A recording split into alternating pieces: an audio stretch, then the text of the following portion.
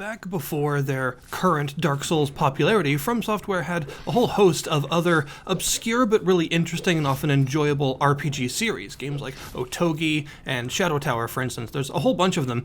But one of the ones they were probably known best for a long time was Kingsfield. Kingsfield was a first-person dungeon crawler RPG that was very specific. It had a very certain atmosphere, a very certain feel and music and everything, and they were just really good games, honestly. But since then, there haven't really been any major attempts at bringing that exact feel back. However, recently there have been some indie devs that have been very well inspired by the Kingsfield games and want to sort of create their own spin on that idea. So I wanted to take a look at a couple of those today. The first one I played is called Spire. This is a rogue-lite affair, as in it's got permadeath and randomly generated dungeons and things like that, but it uses it pretty well, actually, and it has a sort of mix between like a PS1 era feel to its textures and its heavy distance fog and stuff, and also a sort of heretic, Hexen-inspired, sprite-based art style. In the main game modes, you'll start out as a character that you can roll up yourself. You can determine all sorts of various appearances. There's actually quite a large variety of races and things you can select, which is nice, although they mostly just affect your appearance. And then you can determine your starting stats, and away you go. Oh, also classes, right? Classes are mostly just a selection of starting equipment. And you'll begin in a sort of hub town where you can buy various things. There's a spell vendor, for instance, an armor vendor, a weapon vendor, and a potion vendor. Different classes will start with different amounts of gold, and you can spend as much of that gold as you like here before you go into the main dungeon itself, although there will be more chances to spend gold while you're in the dungeon as well. Once you're in the dungeon, you'll find that combat is a very slow-paced affair with a lot of very slow weapon swings and a very heavy durability system, by which I mean everything in your inventory has durability. All of your armor pieces, of which there are quite a few, as well as all of your weapons, they can all break. There's also quite a long list of spells that you could possibly be equipped with if you have the intelligence to use them, and a standard experience system where you kill enemies, and then once your experience reaches full, you will level up, gaining a bit of health and mana, and then being able to put an additional point into the stat of your choosing. So far so simple. It's a pretty basic affair, but where it really shines is in its exploration. The dungeon itself is quite fun to go through. It has a very claustrophobic feel, and the really heavy distance fog really adds to that PS1 era atmosphere. And there's a certain feel to going into a big boss room and then having the distance fog slowly reveal this big boss that you're about to fight. I really like that feeling, and games don't capture it very often, but this game actually does a good job of using its fog and textures and stuff to give you sort of a foreboding, somewhat mysterious atmosphere. Every 5 floors there will be a boss to fight, and it can be multiple different bosses, sort of like Binding of Isaac style, and also every 5 floors the biome will change, and different biomes have completely different interactable elements, different tile sets, and different sets of enemies that you can face. It does a really good job in its variety aspect. A roguelite needs variety to succeed, and it does that pretty well. Despite being a pretty small and relatively simple mechanical game, there's like 50 different spells, about 50 different enchantments for weapons and gear. There's a lot of different kinds of armor and a very large selection of different weapons of different material types that all have the different swing speeds and attack ranges and things like that. In fact, learning the range of your weapon is actually very important. This is an aspect carried over from Kingsfield, where understanding the different ranges of different weapons is actually very important. There's also a large variety of interactable elements, from random plants you can eat to wells to drink from and shrines to pay gold to or sacrifice your health to, random hands reaching out of the ground that you can sacrifice a weapon to in exchange for a different random weapon.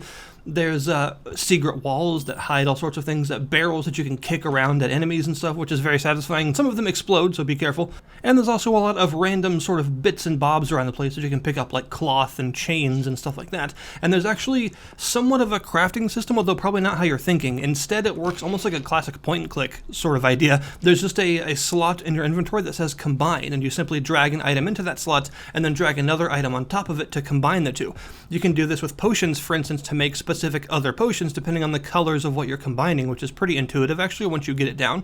You can also put random pieces of equipment on top of your equipment in this slot, and it will actually sacrifice the second piece and restore some of the durability of the first piece of equipment that you combined it with. So this gives you a use for all the random crap you're finding around the dungeon. You might find a bunch of weapons you don't want, or a bunch of armor you can't use because it's too heavy or whatever, but you can combine it with the stuff that you currently have to restore some of its durability, which is really nice. And there's also a host of other things that you can combine together to create all sorts of different results, from bags of gold to special whetstones that will add +1 to your weapons and make them more powerful, to special catalysts that can actually add +1 to your spells to make them stronger, and some other things like that. So there's quite a lot of interactivity and variety within the game to keep you going for a good amount of time. Speaking of time, you also have an oil lamp that counts down in minutes, and you can turn it off whenever you want to save on oil. You can also find puddles of oil or oil flasks around the place to restore it. But the thing is, when you're in the dark, your character has a chance of sort of going crazy for a minute, and they'll just randomly cast spells they have and swing weapons and stuff they have equipped. So you gotta be careful about being in the dark for too long.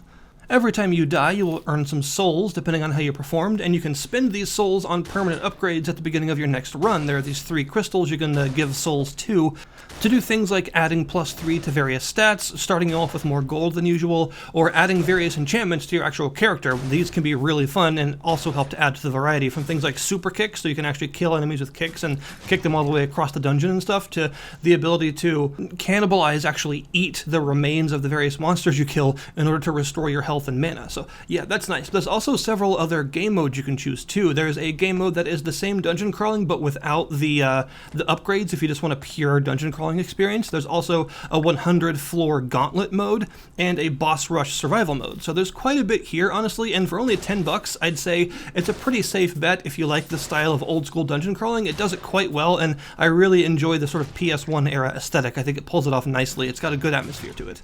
Now, the other game I played is called Lunacid, and this one honestly kind of blew me away with how good it is. I didn't know what to expect when I went into it, but what I got was a really, really good, almost spiritual successor feeling game to Kingsfield. It is really genuinely nice, and it's in early access, unlike Devil Spire, but it doesn't really feel like it because they've gone the early access route of not putting in unfinished stuff and only putting in finished things, so that you sort of eventually hit a wall where you can't continue anymore. So you won't go across a bunch of areas that feel mostly empty or find stuff that seems broken and unfinished. You know, all the enemies, items, spells, areas, and stuff that's currently in the game, they're all pretty much finished feeling, and eventually you'll just hit a wall that says basically you can't go any further right now. But it will take you a while to get there because there's quite a lot of content on offer already. Now, this one is obviously also going for that early sort of PS1 era Kingsfield vibe, and I find that because of its atmosphere in combination with that sort of Kingsfield-iness, it also has a sort of Ocarina of Time Majora's Mask vibe to it as well. Basically, stuff like, you know, the atmosphere in places like the Shadow Temple, the Spirit Temple, the bottom of the well, Ikana Canyon, Stone Tower Temple, that kind of idea. It's got that.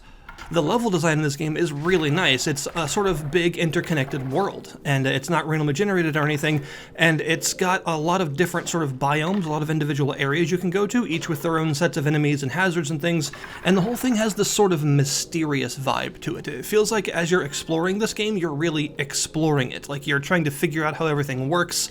Everything is a bit of a mystery. There might be a certain item that you can use in a certain place on the map to do a certain thing that you didn't know about. It's one of those games where you would like talk to your friends about it, tell them all the weird things that you found last night, and they would give you some sort of extra tip to get to a weapon you've never seen before and stuff. It's one of those games. It does a really great job of being in that classic Kingsfield 1 and 2 Shadow Tower 1 mold of like mysterious and really fun and interesting to explore. The combat is pretty fun in this, in my opinion. You have melee weapons, which have quick swings that can actually combo together, as well as charged swings with a little gauge in the top right of the screen there, and if you charge it up all the way, you do a much more powerful but slower attack. You've also got 2 spells that are in the form of rings that you can equip at any given time to cast, and you also have range weapons that have infinite ammo but require a different stat. Some weapons actually have a kind of dark cloud-like evolution mechanic where they have weapon experience, and as you destroy random pots and other destructibles in the environment and kill enemies with it, that experience gauge will fill, and once it's full, you can go to a blacksmith's grave in the hub area and actually evolve the weapon into a new form that's often much better and can even have like extra elemental effects that the original weapon didn't have and stuff. Your experience is given as a percentage, but it does not automatically level you up when it reaches 100. In fact, it can go well above 100. As you kill enemies, it will just continue to rise, 800, 900% if you want to, and when you go back to a save crystal, which are your safe points, you can spend this experience on levels up. So if you've got 700% experience, then you'll get 7 levels when you click the button, and each level is worth 3 skill points, and you can put those points into the various stats, like strength if you want more melee damage, dexterity if you want more range damage, intelligence if you want more mana and spell damage, and so on. There's also a speed stat that increases your actual running speed, which is pretty important because the world is pretty large. And there's even a stat that modifies your jump height as well, which is pretty old school. At these crystals, you can also warp to other crystals you've discovered and save, and that's very important because this game, although you might think it would, it does not use like a Dark Souls-inspired death system. You don't die and lose stuff and go back to your body or anything like that. When you die, you just have to reload a save. So save as often as you can at these crystals. There's only one crystal in each of the areas, and they're often quite far apart, so you got to be careful about that. You actually can lose a fair bit of progress from dying because these crystals can be quite far apart, so learning the world and the various shortcuts around it is quite important.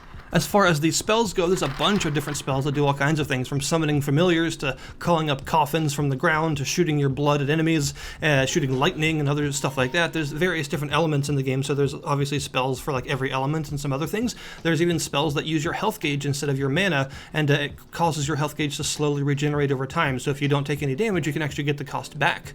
And as you cast spells, you will fill this little moon gauge, which is called lunacy, and your lunacy is also a percentage, and the closer it gets to 100%, the more damage your spells will do, and the more experience you'll get from killing enemies, but the more damage you'll take. So it kind of works like a weird magic-focused version of Beasthood from Bloodborne a little bit, and the only way to reset your lunacy I found is to go back to a save crystal. And just to add another one of the sort of obscure, odd mechanics to this game, the rate at which you build lunacy is actually based on the real world moon phase, which I find really interesting. Areas are super large, the actual world itself is quite big and has a lot of secrets and shortcuts and hidden paths and things like that. I've even found some secrets that reference some other FromSoft stuff, like for instance I found a secret that had a little sign on the wall that said, "You're in the know, right?" So they're showing some of their Bloodborne love there. And of course you can find all sorts of other consumables and weapons and spells and things in various hidden paths, so exploration is very heavily rewarded in this game. And there's also often a lot of shortcuts to unlock and illusions to dispel that will remove walls or generate ladders or summon vines and things like that to allow you to traverse the world more easily and sort of connect the bits together. The world actually connects in pretty impressive ways. It's really fun to explore and definitely has that classic King's Field cohesive dark world feeling to it. But the atmosphere of this game is probably its best asset. The atmosphere that it creates is honestly kind of amazing. I've seen some AAA games that go for the horror vibe that actually have less of a horror atmosphere than this game manages to create with like a 1/1000th of the budget. The first time you enter the Temple of Silence, you'll know exactly what I mean, with its ghastly blue lighting and creepy dark hallways full of like faceless bodies that remind me of the ash vampires from Morrowind, and you know at some point they're going to get up and attack you. You know it's going to happen, but you don't know exactly when. And it lasts for a little bit longer than you'd think, to the point where you start to drop your guard a little bit, and then suddenly it's full of mummies. It's really good. The music that's been created for this game is excellent, and it all is very atmospheric music. It's all like ambient tracks and stuff, and every area has its own selection of music, and often each area can have different sub-areas in it that also have their own music, which are often sort of alterations of the same themes and things. It's really good stuff, and the atmosphere that all of this comes together to create is very good. It's extremely well done. I found exploring this game to be an absolute joy, and despite the world being quite complex, I've never really felt lost in this game, even though you don't have a map. There have been a couple of areas that are kind of confusing, but for the most part I've been able to navigate quite well. Probably the hardest area right now for me is the mausoleum, which is very far underground and very dark and creepy and has a really awesome, sort of somber, ghostly, ambient music track to it. But it's actually a maze, like it's literally a maze. It's meant to be a sort of hedge maze looking place, only with black rock and horrible death spirits everywhere. So it's quite the creepy place, and it is very difficult to navigate, but at least in that case it's actually supposed to be. There are also some other mechanics that you'll come across here and there, like you'll find VHS tapes and certain secrets, but I won't spoil what those are about, and I'm not even sure all of them are in the game yet anyway.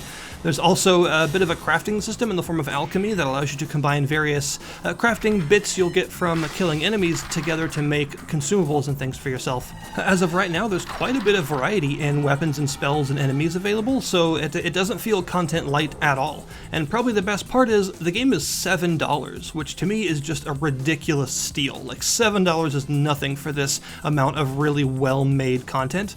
They have said that after the early access period is over, they do plan to roughly double the price, so I'm guessing it'll be $15, but the game is also going to be like twice as large at that point.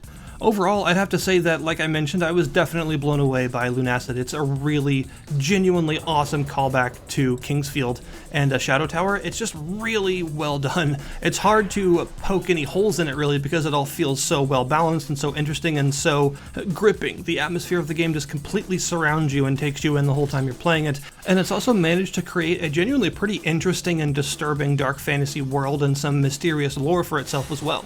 So I've personally enjoyed both of these games, and I think they are pretty awesome callbacks to a sort of bygone era of first-person RPGs in their own ways, and Devil Spire is definitely a good time for a rogue-lite sort of action-y RPG, but Lunacid is something a little bit different. It's sort of an experience, and I 110% recommend both of these, but especially Lunacid, because it is just super cool, and it's the kind of game that you really owe it to yourself to actually just walk through. There's a lot here, honestly. For $7, it's really hard to beat that kind of price for this kind of really engrossing dungeon crawling experience. It's definitely the kind of thing that you don't find very often. You know, this is a very special, very specific type of RPG, the kind of thing that used to be done all the time, but hasn't been done like this in a very long time. So it's really cool to see someone that's obviously very clearly inspired by games like that and really loved games like that and knows how to bring them forward and actually make them really interesting and fun while also melding them with a little bit of some new stuff here and there too. So yeah, that's my view on these two games. Definitely give them a shot. I will link both of them in the description below this video. Thank you guys very much for watching, and I'll see you next time.